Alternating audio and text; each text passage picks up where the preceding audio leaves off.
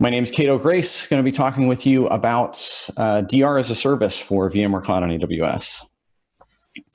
So the way that we see it is that there's a number of issues with disaster recovery right now. One of the biggest ones is that a lot of businesses really don't have DR. They're still in surveys. We're still finding that around half of companies still don't do disaster recovery. And some of them that do are only doing it for their tier 1 applications, and the rest of them are just left to deal with themselves. Additionally, there's a lot of complexity when it comes to disaster recovery. Managing and maintaining that secondary site, a lot of customers don't have an environment that they're able to use for that.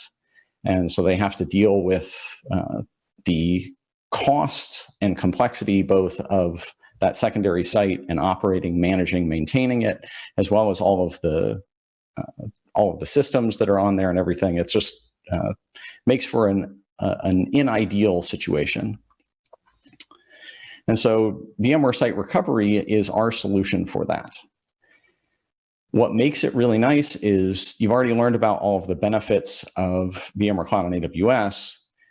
Adding DR as a service on top of that is really simple. All that we're doing is just with a click of a button, you can enable the DR service. That's going to install Site Recovery Manager and vSphere Replication into the VMware Cloud on AWS environment, into that SDDC, installs those, configures them, and all that the customer has to do is install and configure SRM and vSphere Replication on-prem. And if you're not already aware of that, SRM is now available as an appliance, so it's a really simple 2-appliance install on-prem. They pair those up and they're ready to start protecting. The thing that we say, and we've actually got a video of it available separately, but is you can go from 0 to DR in about an hour. So with an existing SDDC, you can add the DR process onto that, get your VMs replicated, get protection configured, have all of that done in about an hour. Now, all of this is also based on Site Recovery Manager and vSphere Replication. So there's no, if you or if a customer are familiar with Site Recovery Manager and vSphere Replication, they've both been in the market for a long time now, it's really easy to utilize both of those. They're really just like the rest of VMC, where it's really familiar and easy to work with.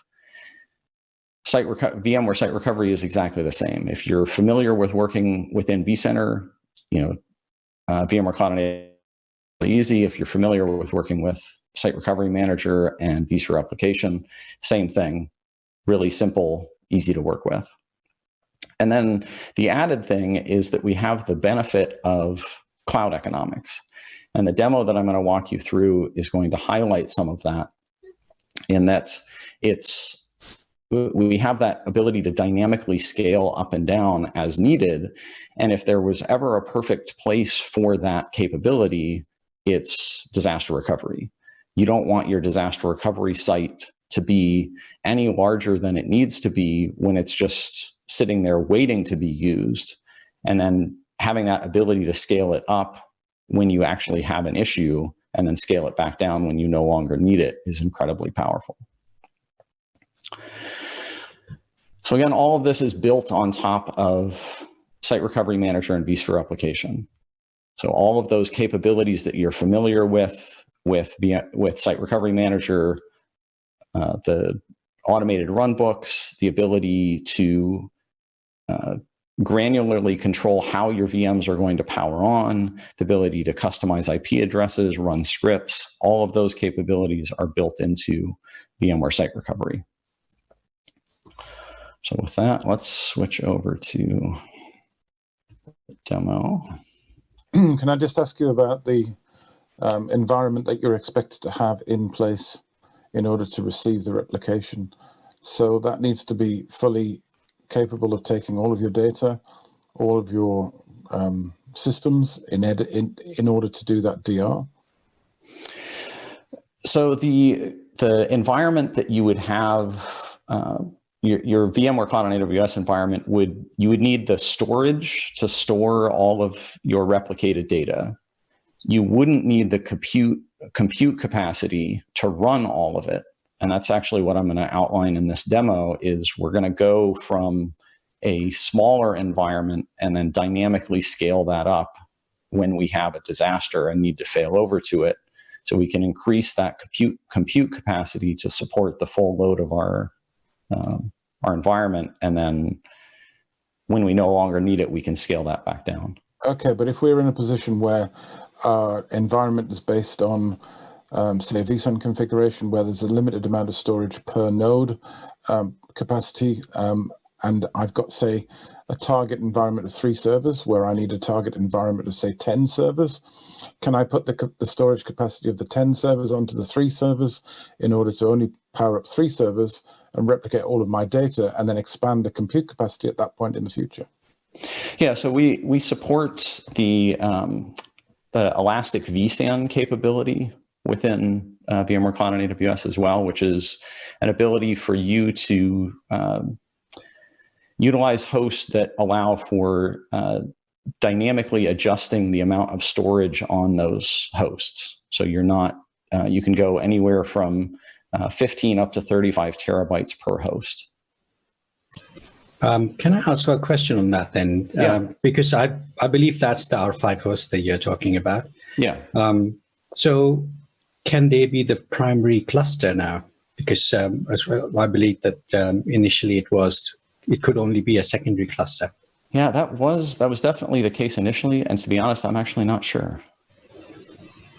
That's something that I'd have to, I mean, I imagine somebody on Twitter is going to be able to correct me on that, or answer that for me, but I'll have to get back to you on that. I'm not sure. Right. Okay. One good, I think, issue that people typically come up with in this scenario is that what is better and required? Is it layer 2 connectivity between the on-premises and DR? Or could you have layer 3 as well? So is it? When you say, I mean, usually you're talking like either a stretched layer 2 or just the ability to, or changing, like, are you thinking like changing IP addresses versus keeping them the same? Correct. Yeah. I mean, so most companies like to have layer 2 or keep the IP addressing due to whatever their requirements might be. Yeah. But if a company doesn't have that requirement, is it mandatory to have this kind layer 2 or layer 3 is also an option? Yeah, either way works. SRM or Site Recovery has that ability to either to customize IP addresses as part of the failover process or not. And using with the networking options that we have with NSX, you can stretch layer 2, so you can have that capability of extending that network between your on-premises location and VMware Cloud on AWS, and just moving, failing the VM over and having the IP address stay the same. Or if you want to customize the IP address, you can do that as well. And that can even be done on a VM by VM basis if for whatever reason you wanted to do that. If there's some VMs where it made sense to change them and other ones you wanted to just move them over, that works too. All right, thank you. Yeah, sure. And I don't want to turn this into a networking discussion, but Ether, do keep in mind that we are talking about disaster recovery. So at the moment when we are recovering, the original subnet is gone. It's no longer there. So recreating the same IP addresses within VMC is perfectly fine because the other thing is gone. Well, not necessarily. Sometimes some environments are created and testing is done. So for example, failover. So it's still valid, I guess, but I take your point. Let's not delay the demo any further. Yeah, no worries. No worries. So here's our environment. We've currently got 2 clusters. Our cluster 1 has, both of the clusters have 3 hosts. And let's take a look at our vCenter. And within our vCenter, the thing that you'll notice is we have hybrid linked mode enabled. So you're seeing both our on-premises vCenter as well as our VMware Cloud on AWS vCenter. In our on-premises location, we have 2 sites. We've got one in New York and one in Tokyo. And the one that we're going to be focusing on today is the one in New York. We're running about 559 VMs within that cluster. We've got 10 hosts. We also have our cluster in Tokyo, similar sized environment. And then within our VMware Cloud on AWS environment, we have, again, those 2 clusters that we just saw in the VMware Cloud on AWS interface. You'll notice, though, that we just have 3 hosts in cluster 1. And you can see our what we call our placeholder VMs within this environment. Now, these are just the indication from Site Recovery Manager of where our recovered VMs would end up. And this would include what folder they'd end up in, and networks, things like that. But just a visual representation of that of the recovered or the protected VMs. And then the same thing in our Tokyo cluster. So going back into looking at our New York cluster, looks like we're having some kind of a problem in New York, and all of our hosts are currently down and showing, all of our VMs are now showing as disconnected. So we've got some kind of an issue happening in New York that we need to get on top of really quick. And at this point, we could troubleshoot our New York issue and try and bring those VMs back up. However, the thing that we're going to want to do right now is just in the essence of speed. And since this is a demo for VMC, let's go over to Site Recovery and let's get this recovery plan kicked off. You can see that we've got already have our sites paired up. We've got about a bunch of protection groups and a couple of recovery plans, and we're protecting all of the VMs at both of those sites into VMC. So VMC does support both fan in as well as fan out. So if you have multiple customer sites, you can have those fail over to a single SCDC. You can have sites fail over to an SCDC. You could have an SCDC fail over to another SCDC. So lots of different topologies that we can work with there. You'll see that we've got a number of different errors related to replication. That's just because our protected site is currently down, so those replications aren't replicating, but obviously the data is still there. So if we go over to our recovery steps, and let's just start running this recovery plan. Now we're going to run this in disaster recovery mode, and the difference in those 2 modes that SRM runs in, you'll see here in just a second, and that when Site Recovery runs in disaster recovery mode, if it hits any errors along the way, it's just going to keep running. And those errors that it's going to hit is it was trying to initiate a replication, it was trying to shut down the VMs, and it was trying to replicate those VMs again. And obviously those failed because that site is currently down. However, the recovery plan completes successfully. So all of the powering on of the VMs, that whole process goes through without any issues. That's not, no requirement there on. Yeah, I have a couple of questions here. Yeah. So usually when I think about disaster recovery as a service, I think about only data replicated to the cloud. And then when I need the resources, even for a DR drill or whatever, I just spin up my VMs, I do whatever I need, and then I shut it down. Right. Just because I don't want to spend any money right. on the disaster recovery, especially if you are not a large organization and you don't do it on a weekly basis, which right. is okay. But anyway. So you're telling me that this solution, I need a complete functional infrastructure on the cloud, and also, it's not as elastic as I would like. I mean, it was not clear earlier when you answered to Chris. I mean, if I need 100 terabyte of storage, okay. But of course, I'm not using the resources, so I want just one single virtual machine with a single node in my infrastructure. That's the bare minimum that I can buy. And then, as soon as a disaster happens, I want my 20, 30 nodes running. Of course, I want them very quickly. Okay. Right. So can I do something like that? Yeah, so currently the way that this, our option is built is it's built more around the performance space. So getting your environment spun up as quickly as possible. We're working on on the idea of a lower cost, more performant or more cost focused offering that would be more along the lines of what you're talking about, where you're just replicating your data into the cloud, and you don't have an environment that's sitting there waiting to be failed over to.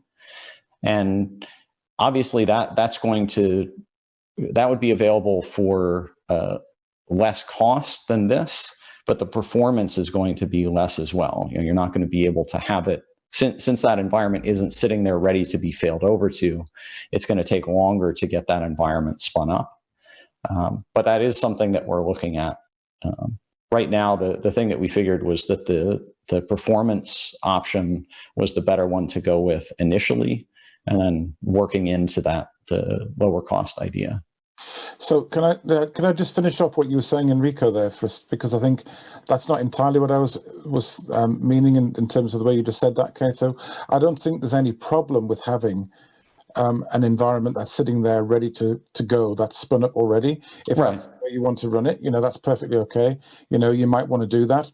My concern was the fact that the defaults that are allowed within the configurations you offer today might not have sufficient capacity in terms of storage to support my entire environment in terms of replicating it in its entirety, because that might not be the configurations you offer.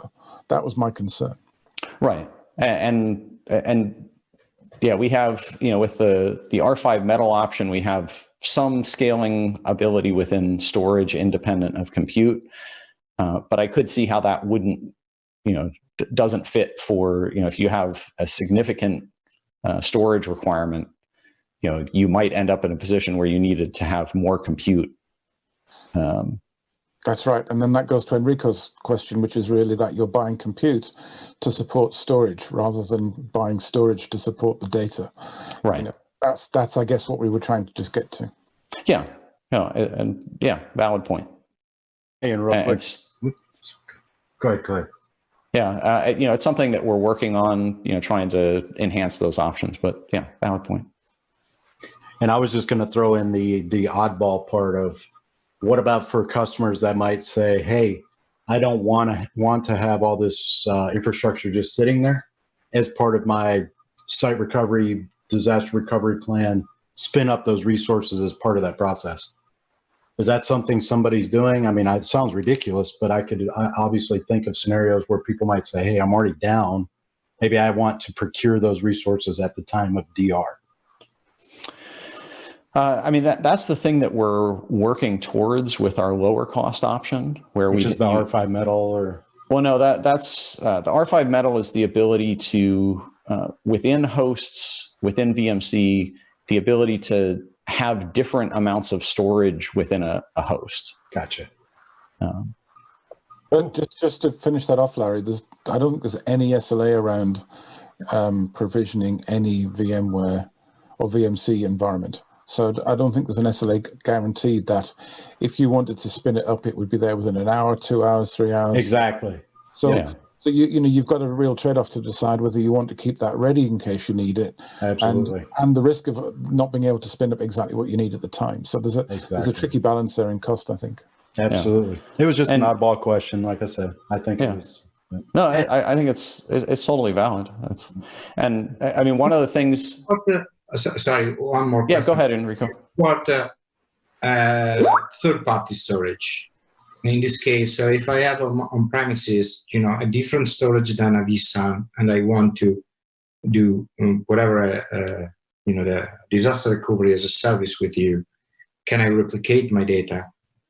Of course, not with the replication method provided by the provider, by the storage provider, but yeah, so vSphere replication works with any storage that's supported by vSphere. So any storage that you have on-prem, vSphere replication can replicate that. So you support it also for VMware on the cloud. Yeah. So the replication method that we use is vSphere replication, and that supports any storage, local storage, block, file, vSAN, vVols, whatever storage is being used on-prem, vSphere replication can replicate that. Oh, go Just to ahead. extend on that, I'm not sure, Enrico, were you getting at the target storage as well? Because there's some third-party cloud storages that could be usable. But they do not VR support third-party storage yet. So at least from yesterday. So the answer was we do not support storage, and maybe in the future we will support storage as a service from some of our partners. So I guess it's from third-party storage to vSAN in the cloud at the end. And yes, you have to support vSphere replication because you can't take advantage of the replication capability of the storage that you have on premises. I see what you mean. At the end of the day, I think it's a compromise that you have to have if you want such a service. I mean, yeah. And one other thing to highlight is the resources that you have deployed within VMC that are sitting there and waiting to be failed over to in the event of a disaster. Those resources don't have to sit completely idle. If you had VMs that you wanted to run within that environment, maybe there were lower tier VMs or something like that, you can run those, and then as part of your failover process, you can either power those VMs off or just have them in a resource pool where they would get less resources, so that as your higher tier VMs get failed over, they get all of the majority of the resources. And then again, we have this capability within VMC of being able to dynamically add capacity. So you can, even if you wanted to run some VMs in your on-prem environment, some VMs in VMC, and have those, they're both higher tier VMs. Just that ability to dynamically scale gives you some flexibility there when it comes to how you can utilize those better.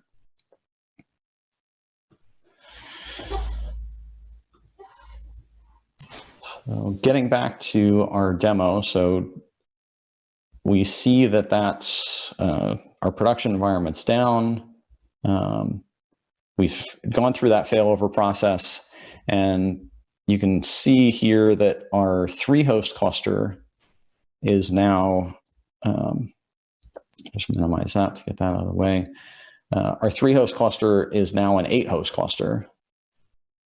And we're just in the finishing processes of getting those VMs, getting those hosts spun up and the storage customized. And the way that we did it in this demo is we did this with a script. So we had a VM within the VMware Cloud on AWS environment that when we brought it up, it ran a script, and when it detects that it's running within VMware Cloud on AWS, it triggers a process using the VMware Cloud on AWS APIs and scales up adds additional hosts into that environment. We have a few other options of ways that can happen as well. If we take a look within the VMware Cloud on AWS interface, you can see we have this elastic DRaaS option. And when we recorded this, that we just added in the last few weeks an additional capability where the elastic DRaaS is just going to add 2 hosts at a time maximum. And you can configure how you want it to add or remove those hosts. We've added a new option that's optimized for scale. And if you have that option enabled, it will dynamically add as many as 4 hosts at a time into the environment. So that's something that's available, doesn't require any scripting, doesn't require any additional configuration. And that script has been posted. That was put together by my colleague, Glenn Sizemore, and he's got that script posted out there if somebody wants to utilize that. I just wanted to add something to the discussion because earlier we were talking about storage.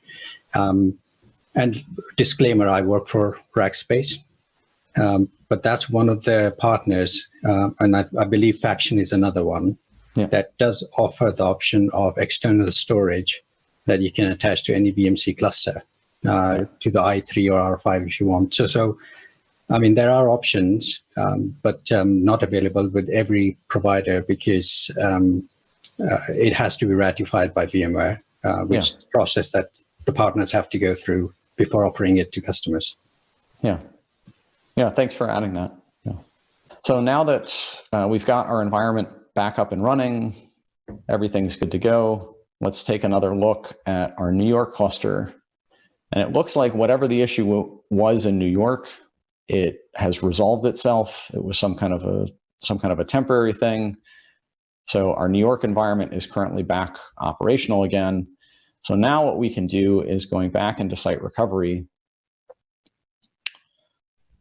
We can see that our recovery plan actually needs to be run again just so that we can finish those steps that it wasn't able to complete before.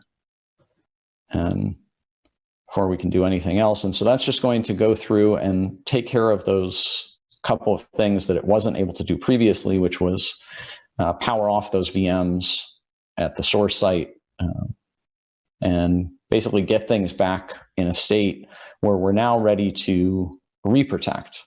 So we're running within VMware Cloud and AWS.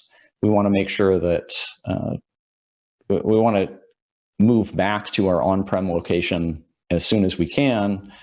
So we're going to run this reprotect process, which is going to go through and basically just reverse our replication. So configure all of the replications in the opposite direction, and then reverse protection as well. So get protection configured so that we're able to do a migration back to our on-prem environment now that our on-prem environment is stable again. So finish that, and now let's go take a look at our environment again, and you can just see that our VMs have now been configured as placeholders within our New York data center, and they're still running within the VMware Cloud and AWS data center, so everything still looks the same there. Let's go back over to site recovery. And the thing that we're going to do first, prior to failing over, or prior to migrating back, is we're going to run a test. And VMware Site Recovery has this capability of running a non-disruptive test of your recovery plan. And the way that we're going to do that is we're going to do as much as possible from the actual recovery plan, just going to eliminate a couple of the steps that would be disruptive. So we're going to synchronize, we have that option of synchronizing storage. Then we're going to create a storage snapshot, or in this case, a VM snapshot of those, of the data at the target site. We're going to connect those VMs to a test network as opposed to a production network. So that way you can keep your network traffic isolated, you can keep the storage isolated, and you have, a completely isolated test environment. So you can test either just the recovery plan, or you can actually test, do your applications work the way that you expect them to? Is everything operating the way that you would expect it to? So now again, taking a look at our New York data center, we can see that we now have all of those VMs within the New York data center actually powered on. They still have that icon that indicates that they're a test VM, that they're protected by VMware Site Recovery. And then within our VMware Cloud and AWS environment, all of our VMs are still running as before.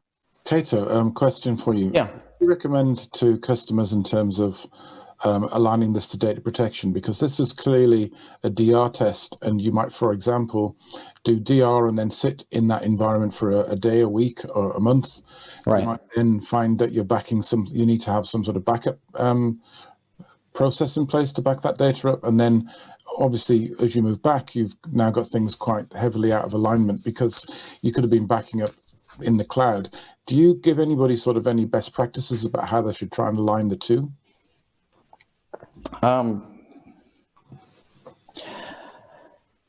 It really just depends on the backup tool that you're using. I haven't, I haven't dug too deep into the different offerings and how they would deal with that, but it's something that it's been something that customers have had to deal with disaster recovery. I mean, not just with VMware Cloud and AWS. Whatever environment they're failing over, whenever they're failing over and operating at another site, just having to deal with that, the backing up to multiple locations. I agree, but typically you own that environment. So typically you've preceded that environment with your own backup infrastructure, and you've already designed ahead for that. Whereas in this environment, you don't own the cluster, you don't own the extended cluster, and you might not have, or you might have to then think about building other resources into that environment too. So it's a slightly different model because it's cloud, it's not your own on-prem stuff. That's why. Right. Yeah, no, it's a very valid point. And to be totally honest, it's not something that I've thought about too much. I know we have a number of partners that we work with, but I haven't thought specifically about that within the VMware Cloud and AWS environment. Right. Yeah. No worries. Yeah, I appreciate that perspective though. So now that we've got that test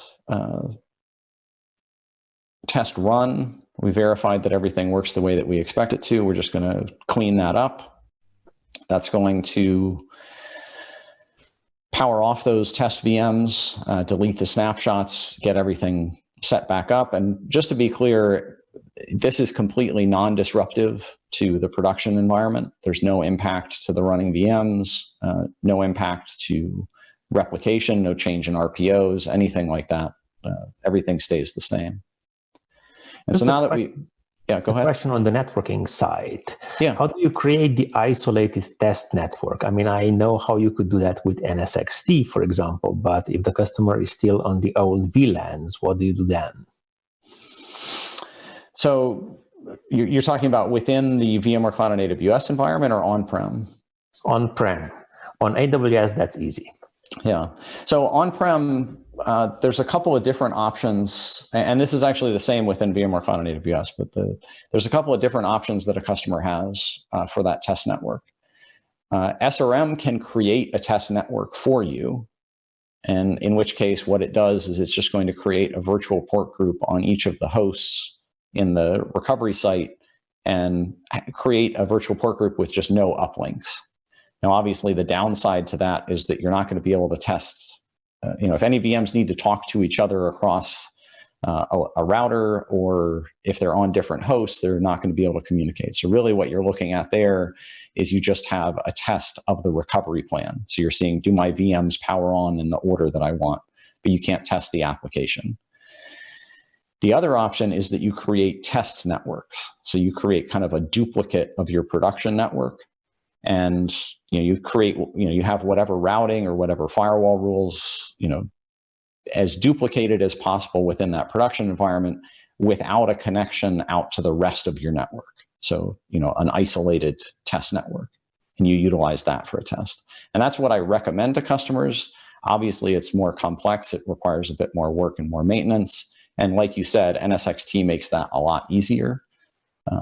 But yeah, those are the two options. And that's done outside of SRM. Correct. Yeah. Still cool. Thank you. Yeah, sure. So the last thing that we're going to do is we're going to run a planned migration and just move our VMs back from VMware Cloud on AWS to our on-premises location. And this is the same process that we went through before. Now, since both of our sites are up, everything is just going to, everything works the way that we would expect it to.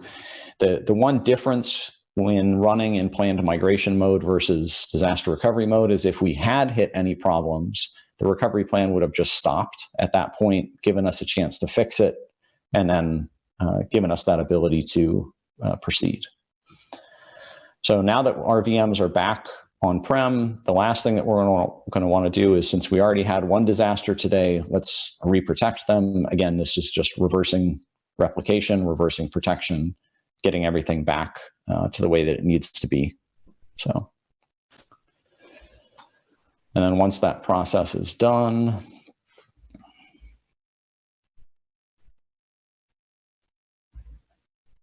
now we would be ready to, the thing that you'd probably want to do is run another test just to verify that everything still works the way that you expect it to. And so the last thing that I wanted to touch on, two things, is we walked through the testing, we talked about failback, we talked about failover and all of that.